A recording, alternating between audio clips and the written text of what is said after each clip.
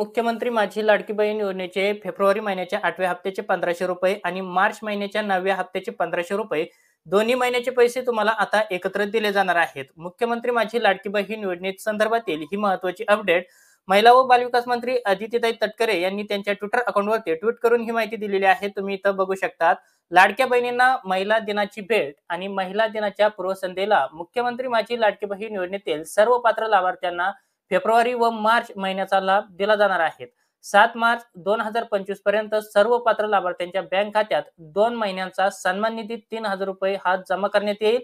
मुख्यमंत्री माझी लाडकी बहीण योजनेसाठी ज्या महिला सर्व पात्र आहेत अशा महिलांसाठी खुशखबर आहे। महिला दिनाच्या पूर्वसंध्येला लाडक्या बहिणींच्या खात्यामध्ये 3000 रुपये जमा केले जाणार आहेत। 2 महिन्याचा सन्मान निधी हा असणार आहे।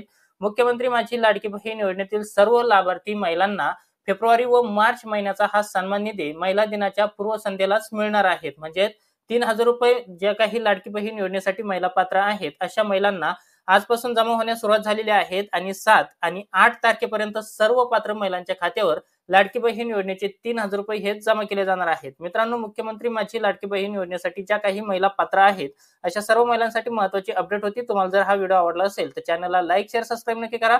आपण असेच महत्त्वपूर्ण व्हिडिओ हे घेऊन येत असतो। पुन्हा भेटूया अशाच एक नवीन माहितीसह नवीन व्हिडिओमध्ये। तोपर्यंत धन्यवाद मित्रांनो। जय हिंद, जय महाराष्ट्र।